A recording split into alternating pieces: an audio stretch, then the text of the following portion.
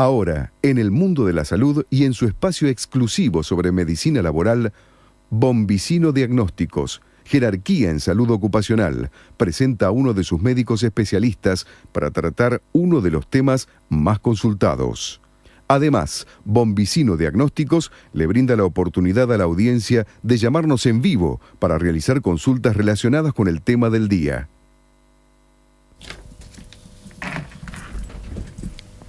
Bueno, estamos aquí con el doctor Eduardo Huertas, médico laboral, para hablar acerca del tema cardiología en el consultorio laboral. ¿Qué nos puedes decir, Eduardo, respecto a este tema? Bueno, yo lo voy a dividir en dos partes. O sea, vamos a empezar por la primera, que es la más cortita, que es la que está específicamente relacionada con agentes de riesgo o accidentes de trabajo y la cardiología. En realidad es muy poquito.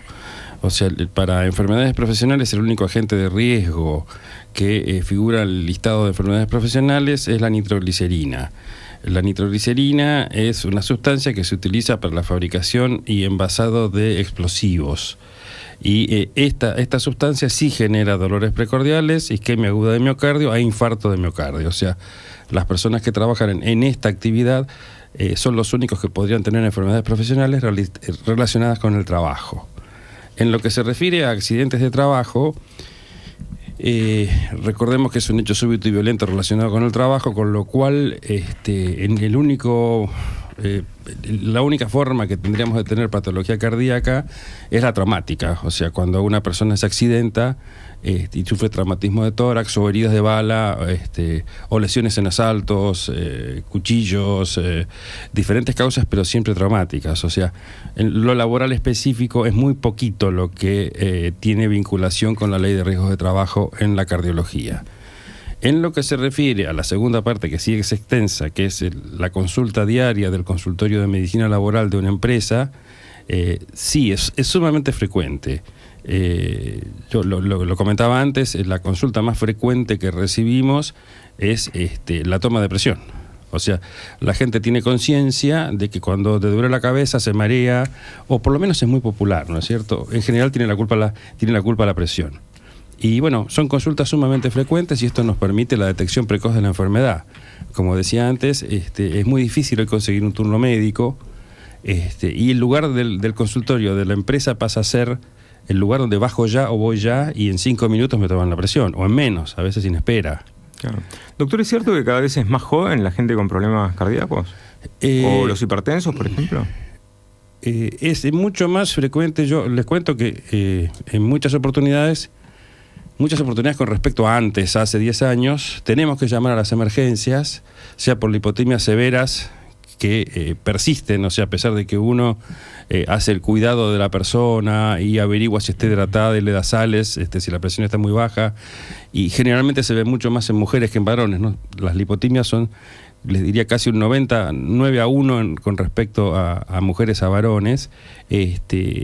Suele ser muy frecuente tener que llamar a una emergencia para llevarlo a una guardia, colocarlo en suero y compensarla. Esto antes no pasaba, antes de los 40, o sea, entre los 20 y los 40 no nos pasaba nunca. O tener hipertensión entre los 20 y los 40, o tener dolores precordiales. O sea, es sumamente frecuente.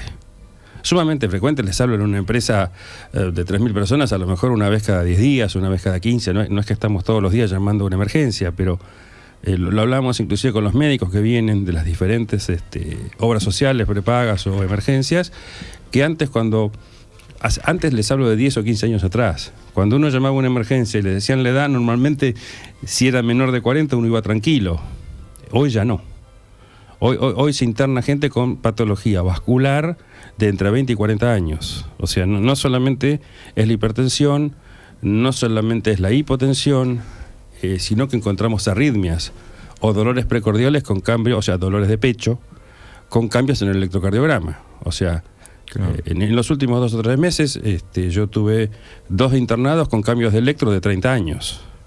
O sea, eso implica algún tipo de patología. Anomalías en el ritmo. Anomalías electrocardiográficas, lo que implican que debe continuar estudiándose. Porque a veces el dolor, digamos, de pecho puede ser algo muscular, ¿no es cierto? Sí. No todos los dolores de pecho son cardíacos. Claro.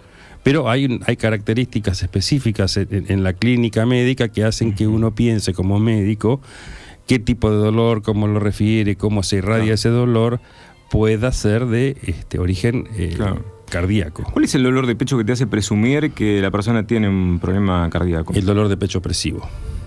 El dolor de pecho opresivo y de reciente y corta duración. O sea, normalmente una persona que viene y le dice a un médico que hace un mes que le duele el pecho, imagínense que uno no puede estar un mes con un infarto. Con lo cual es casi, diría yo, excluyente, pero amerita un electro para descartar patología. El problema es cuando te entra un paciente y te dice, doctor, me duele el pecho, se pone la mano en el pecho, me dice, es opresivo y se me irradia el brazo izquierdo. ¿Qué pasa cuando se irradia el brazo izquierdo? ¿Qué pasa cuando se irradia el brazo izquierdo o cuando es opresivo? Estamos en problemas. Estamos en problemas. O sea, ya tenés que manejarlo como una emergencia, ya tenés que acostarlo, ya le das aspirina, 2 comprimidos para ir bajando el dolor, porque uno de los principales problemas es el dolor. Y lo que yo aconsejo siempre es no ser héroe médico, sino llevarlo al centro de especialidad cardiológica más cercano, o sea, pedir la ambulancia prontamente. ¿Le das algún nitrito también o no? No, yo personalmente no lo hago. Que es el famoso Isordil, ¿no? Es el famoso Isordil. No, yo no lo hago. Baja mucho la presión. En algunas personas hace hipotensiones severas y se pueden descompensar y no tenés los medios. Es un centro de atención primaria. Pero sí amerita llamar a la ambulancia para que seguramente le van a hacer un juego enzimático, ¿no? A la persona. Y hoy sí, pero lo que se hace en principio cuando llega la ambulancia es un electro. Un electro. ¿Eso también lo hacen en el consultorio laboral, el electro o no? Sí, se hace. Algunos consultorios laborales tienen aparato de electrocardiografía. Lo que sucede es que hoy tenés en Capital Federal, en aproximadamente, esto se toma como un código rojo, o sea, una emergencia real, y en 15 minutos tenés la ambulancia. Y la gente de la ambulancia, es el médico que viene en la emergencia, para poder ingresarlo a un sanatorio, tiene que tener su propio electro. Entonces yo en esos 15 minutos a veces prefiero contener al paciente, hablarlo, interrogarlo, o sea, ver la historia de él, para cuando llegue el médico que lo va a trasladar, ya transmitirle qué es lo que uno ha recolectado. Y en el consultorio contás con un electrocardiógrafo para tener, digamos, un diagnóstico bastante certero, ¿no? Sí. Y no solamente presuntivo. Les cuento que el doctor Eduardo Huertas es el médico laboral del banco ICBC a través de Bombicino Sociedad Anónima, o sea, un gran banco, ¿no? De nivel internacional y bueno, es un lujo, ¿no? Tenerte ahí, ¿no? Muchas gracias. Eduardo, y te hago una pregunta, porque vos recién dijiste dar 2 aspirinas que calman el dolor. ¿Calman el dolor 2 aspirinas en esa situación? Mira, se produce un doble efecto, o sea, el tema que tenés es que por vía oral la aspirina sigue siendo el antiinflamatorio de uso habitual más frecuente, y 1 gramo de aspirina calma el dolor. Y además el segundo tema es que no podés usar nada inyectable, porque le cambiás las enzimas al paciente, o sea, estás pinchando músculo. Si bien es cierto que hoy lo que se usa es troponina como enzima para diagnóstico de infarto agudo de miocardio, no es aconsejable dar otro tipo de... Que no sea la vía oral. Que no sea la vía oral. Cuando hablas de dar aspirina, ¿te referís a la aspirina de 500 miligramos? Lo de 500 miligramos. ¿Y por qué calma el dolor? ¿Porque es antiagregante plaquetario o por otro motivo? No, cambia el dolor. ¿Porque es antiinflamatorio? Porque es antiinflamatorio. Porque es antiinflamatorio. Está demostrado que en cardiología, es lo que figura escrito, se utiliza. Entonces, la aspirina. Le podríamos decir a la gente que está en su casa que si en algún momento le duele el pecho, puede tomar una valla aspirina, ponerle una aspirina de 500 y llamar a la ambulancia, ¿no? Sí, el tema pasa porque estos medicamentos, aunque parezca tonto, no son inocuos. Entonces tomarse 2 aspirinas juntas, si vos tenés una úlcera gástrica que también puede dar dolor de pecho, confundir, se complica. O hacer una hemorragia digestiva. O sea, no es tan simple. No es tan simple. ¿Qué hacemos, doctor, cuando y es una consulta muy frecuente en los consultorios laborales, cuando a la persona le baja la presión arterial? Esto pasa muy frecuentemente en las chicas, ¿no? Sí, es lo que decíamos antes. Es más o menos, en mi experiencia es 9-1, o 8-2 como mucho a favor de las mujeres. ¿Qué es lo que hacemos? Yo en los consultorios donde trabajo tengo camilla o cama, con lo cual las acuesto en posición normal. No está demostrado científicamente que la posición de Trendelenburg, o sea, levantarle las piernas, varíe la tensión arterial. Lo único que hacemos es llenarle la cabeza de sangre, o sea, le mandamos más flujo sanguíneo a la cabeza y puede tener más dolor de cabeza, o sea, puede ser hasta una contraindicación. Lo ideal es mantenerla acostada, que es la posición en donde el corazón, la bomba trabajaría mejor. Entonces, normalmente con que se quede acostada, no se mueva, reponer algo de agua, reponer alguna sal. ¿Se puede poner sal Sí. abajo de la lengua, Sí, por ejemplo? pero esto lo hablamos los otros días, o sea, sí, se puede poner sal, pero siempre y cuando sepamos que está hipotensa, porque en muchos casos se confunde la cefalea, no hablemos de la hipotimia, sino de la cefalea o el mareo, se confunden la cefalea de la hipo y de la hipertensión. Entonces, cuidado con usar sal sin medirse la presión, porque pueden subirla, y si están muy hipertensos es riesgoso. O sea, pero hay mujeres o pacientes que se dan cuenta Sí, que le bajó la presión porque se ponen pálidos, Sí. se ponen muy sudorosos, un sudor frío, como que son más síntomas de una bajada de presión, de una hipotensión. Claro, si la persona ya sabe, tiene una historia como lo que estás diciendo vos con respecto a que es hipotensa y que hace lipotimia frecuentemente, sí, puede Un usar gramito sal. de sal abajo de Un la gramito lengua de puede... sal, sin hacer propagandas. Hay bebidas que tienen sal que usan Claro. los deportistas, hay los calditos de gallina o de carne tienen muchísima sal, o sea que en medio vaso de agua disolver un caldito sube, comer unas papas fritas. Comer algo bien salado. Algo bien salado normalmente regula la tensión arterial y la lipotimia cede. Lo que sucede es cuando uno interroga a esta gente, lo que les pasa habitualmente es, primero no desayunaron, cosa muy común en las mujeres, estoy a dieta o no desayuné o salí Largas tarde. horas de ayuno. Largas horas de ayuno, tareas laborales a lo mejor de 8 o 9 horas, más facultad o posgrado, no vivo cerca, y finalmente terminan durmiendo 4 o 5 horas, y esto en realidad se paga, o sea, el cuerpo pasa la factura. Y en mujeres jóvenes pasa esto, o sea, las lipotimias. Claro. Ya que estamos hablando de medicina en el trabajo, la medicina laboral, ¿cuál es tu opinión respecto al desfibrilador automático, ¿no? Que está tan de moda? ¿Es necesario tenerlo en todas las empresas, en algunas? ¿Sirve, no sirve? Sirve. Pues es un gasto realmente bastante Sí. importante, ¿no? Para una empresa comprarlo. Son de precio alto. Yo lo que me limito a decirles es lo siguiente: es semiautomático. Semiautomático. Los implantables. Claro, hay que poner los electrodos y apretar un Y botón. apretar el botón. Y después una voz te dice, bueno... Sí, o sea, el desarrollo, el uso es muy simple. O sea, cuando uno arranca el aparato, el solo hecho de sacar los electrodos, aparece una voz que va dando las instrucciones, porque estos aparatos están... ¿Cómo se ponen los electrodos? Vamos a contarlo un poquito a la los gente. dos electrodos van en el pecho. De todas maneras, cada electrodo dice cómo. O ¿Dónde sea, va? ¿Dónde va? Y además de eso, si uno los pone mal, el aparato le dice, los puso mal. Están hechos para un aparato numérico. inteligente. Sí. Es importante comentarle a la audiencia que estos aparatos son para el uso del Lego, digamos, del Claro. empleado, no son del para el personal médico. No, o sea, La ambulancia si está un está en viaje hasta que llegue, bueno, el Sí. paciente tiene Sí, que tener, sí, ¿no? sí.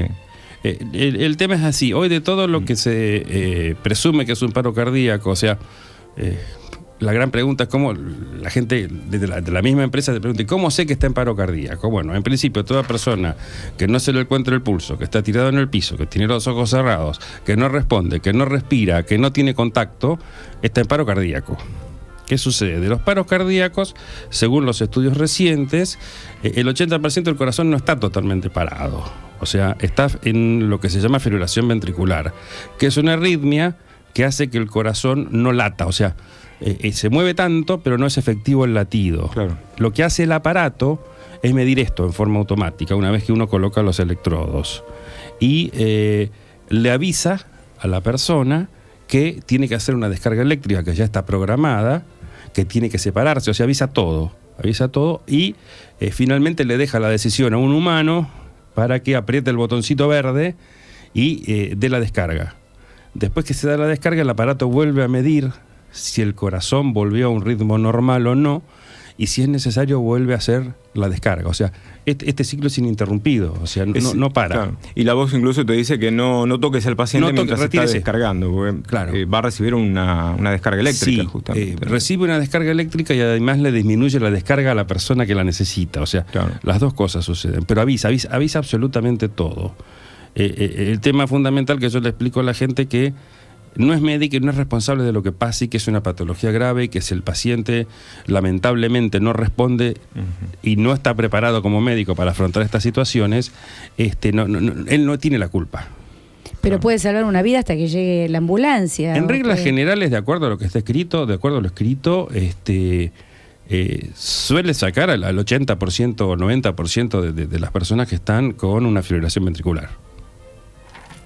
Muy bien. Bueno, ¿y qué hacer cuando el paciente está hipertenso? Digamos, suponete va un empleado a verte y bueno, le tomás 160, 100 de TA, ¿no? Viene un poquito el tema de si él ya sabe que es hipertenso y toma medicación o si no sabe nada. Normalmente el hipertenso sabe que se olvidó de tomarla. Esto es muy frecuente. Generalmente toma Enalapril, guanidolipina o alguna sí. Toma algún antihipertensivo. Y suele pasar que a veces se olvida, hay gente que le cuesta mucho tomar la medicación, aunque parezca tonto. Hoy la mayoría de los antihipertensivos son de una sola toma o de dos como mucho. Se olvidan. Hay gente que se olvida, no lo tiene en cuenta, o es una negación hacia la enfermedad. O se olvidaron y no la tienen consigo, sino que la dejó en la casa. Sí. ¿Y ustedes cuentan en el consultorio laboral con este tipo de medicación? Contamos con algunas, o sea, el 100% de los antihipertensivos no los tenemos. O sea, hay muchos antihipertensivos. Pero tienen algunos seguro, como puede ser el Enalapril. El Enalapril está en casi todos los consultorios, yo diría, no laborales, en todos lados. ¿Y qué haces? ¿Le das un comprimido medio y lo tenés ahí, digamos, en reposo para monitorearle la presión, me imagino, con enfermería? Sí. Además, todo depende si está sintomático o no sintomático. Esto cambió mucho. O sea, hipertensión asintomática, le busco la medicación o le hago la receta, la va a comprar y toma lo que se olvidó. Claro. Hipertensión sintomática no se mueve de ahí. O sea, sintomática quiere decir que tenga síntomas. No lo dejo mover de la camilla hasta que regule la presión. Y si eso no sucediera, tengo que llamar a la emergencia. Claro. Muy bien, muy bien. ¿Algún consejo a la gente? ¿Algo que decir para cerrar y concluir? Yo les cuento, yo lo que le aconsejo a la gente es que haga detección de las patologías. O sea, yo sé que los turnos a veces son complicados, pero si tienen una empresa en donde hay un consultorio laboral, háganse los chequeos que hace la empresa, tómense la presión, controlen la sal, lean los envases y vean cuánta sal tiene, fíjense en las aguas minerales, no todas son iguales, muchas tienen muchísima sal y para pacientes hipertensos no es aconsejable la ingesta de sal de ningún tipo. Entonces vayan leyendo qué es lo que sucede. Vayan previniendo y ante la menor duda tómense la presión, porque nos encontramos con gente que sabe que es hipertensa y no hace nada. Es importante que repitamos esto, como decía mi maestro Eduardo Aliberti, la redundancia, repetir en radio nunca es redundancia, repetir, porque hay gente que se suma ahora, que no nos escuchaba antes. La gente cuando tiene presión alta, nada de sal. Nada de sal. La sal y hacer los chequeos correspondientes, o sea, atenderse, porque es una enfermedad, yo les diría, hasta que mientras es indetectable, es ciega, sorda y muda, o sea, no avisa. Y cuando el enemigo silencioso, le digo. Sí. Y cuando a lo mejor consulta, a lo mejor ya lleva 3 o 4 años de hipertensión y va haciendo daño. O sea, la hipertensión sistólica es la que hace el daño agudo, pero la sistólica es la presión alta. La presión baja es la que da las complicaciones crónicas. Entonces, cuanto más estemos con presión arriba de 8 o 9, más complicaciones vamos... O sea, compramos problemas a futuro. Entonces hay una nueva tendencia inclusive en pediatría. Ya los pediatras están desde que nacen los chicos haciendo dietas con prácticamente nada de sal. O sea, acostumbrarlos a comer, que nos saquen la costumbre que tenemos nosotros de agarrar el salero siempre. Eso es fundamental. Claro.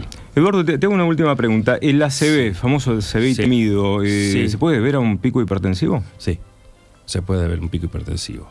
Cada vez menos porque la gente, si logramos que detecten la presión y empiezan el tratamiento y hacen la dieta que es comer sin sal, cada vez vemos menos, o sea, por lo menos en mi práctica diaria cada vez veo menos, antes era más frecuente. Probablemente en otras localidades, en otros momentos, siga habiendo, donde no hay acceso a la salud tan fácil y no se controla la presión, sí. Bueno, muy bien, clarísimo. Claudia, ¿querés preguntarle algo al doctor? No, la verdad que es súper claro, bueno. súper claro. Y voy a enfatizar después algunas de las cosas que dijo Eduardo, que es muy importantes. Y te voy a hacer algunas preguntitas, ya que te tengo en tu bloque, ¿no?, dedicado a la mujer, respecto a la hipertensión en el embarazo. Varios oyentes han preguntado durante mucho tiempo este tema. Bueno, ¿no? Ya que te tenemos el lujo de tenerte acá, aparte de todo el tema. Y es una patología que detectada hay que tratarla. La hipertensión en el embarazo es peligrosa. para la madre, para los vasos de la placenta y para el bebé. ¿La trata el médico clínico o la trata? No, en cardiólogo? general el obstetra. El que guía el embarazo es el médico obstetra, y el médico obstetra está totalmente capacitado para poder tratar la hipertensión, más allá que en general siempre se realizan interconsultas con el cardiólogo de confianza que tenga el obstetra. Pero la hipertensión durante el embarazo debe ser tratada para evitar consecuencias futuras, como es tener chicos chiquitos, chicos de bajo peso, que tenga una complicación en el último trimestre del embarazo, que obligue a sacar al bebé de urgencia, hacer una cesárea de urgencia. O sea que eso es algo muy, muy importante a tener en cuenta. Seguro. Eduardo, ¿te ha tocado atender a alguna empleada embarazada y con hipertensión? Sí. También es ¿qué haces? ¿La derivás a...? El médico de cabecera de una embarazada es el obstetra. O sea, no se puede, no es aconsejable intervenir sin consulta con obstetra. O llamamos al obstetra desde el consultorio o la derivamos inmediatamente al obstetra. O irá como una emergencia. Buenísimo, clarísimo. Qué bueno tenerlos a los dos acá juntos, ¿no? A Claudia y Eduardo, expertos en estos temas.